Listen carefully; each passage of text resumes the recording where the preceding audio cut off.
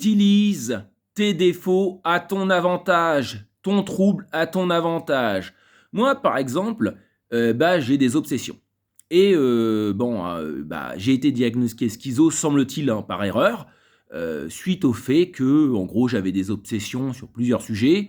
La principale, c'était que je disais que le fait d'avoir sucé mon pouce jusqu'à 14 ans, avait pu déformer la forme de mon palais et avait pu bouger l'axe de mon maxillaire supérieur qui soutient les dents d'1 ou 2 millimètres. Or, il semble que ça soit vrai, sucer le pouce longtemps peut déformer la forme du palais et peut bouger l'axe du maxillaire supérieur, si j'ai bien compris. Là, par exemple, c'est un défaut, une obsession, qui m'a valu cher, 15 années d'erreur diagnostique. J'avais d'autres, j'étais un peu détaché aussi, ce qui a expliqué le diagnostic. Voilà. Alors je reviens à mon truc. Au lieu de me bourrer de médicaments, de me donner des médicaments lourds qui m'ont extrêmement handicapé toute ma vie, pour avoir dit que le pouce déformait la forme du palais et que j'étais un peu détaché émotionnellement. Si seulement on m'avait expliqué qu'en fait, j'avais un goût poussé du détail, un grand sens de l'observation au millimètre près de tout ce qui m'intéressait.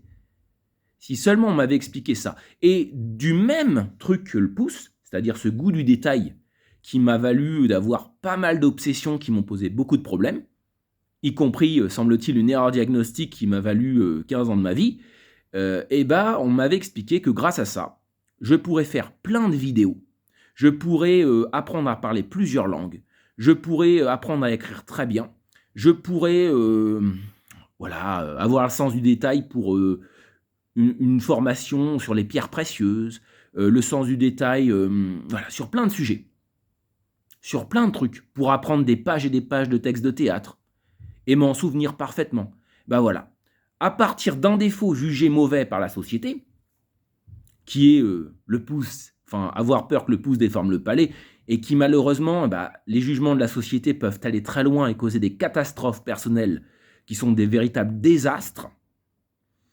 Si seulement on disait aux gens, ton problème là, peut être en fait aussi ta force. Une obsession, c'est handicapant, mais une obsession, avoir les obsessions, ça peut être aussi une grande force. Les gens qui ont des obsessions ne lâchent pas l'affaire. Ils comprennent les choses avec beaucoup de détails. Souvent, ils s'intéressent au monde, ils recherchent les choses. Et donc, quand vous mettez ça dans un parcours de développement personnel, un parcours pour gagner de l'argent, un parcours pour apprendre des choses, pour développer des talents, le même truc qui faisait le pouce déforme le palais, et puis en plus derrière une erreur diagnostique qui coûte très cher à l'individu, se transforme en réussite sur réussite. Même si au début c'est pas gros. Voilà. Donc, le message de la vidéo, c'est tirer des forces et trouver la force qui se cache derrière vos soi-disant faiblesses. Et faites très attention comment ces faiblesses sont interprétées et analysées par les faux forts de la société, c'est-à-dire tous ces gens qui se croient normaux dans notre société et qui vont vous juger comme anormaux et qui ne comprendront pas que derrière ces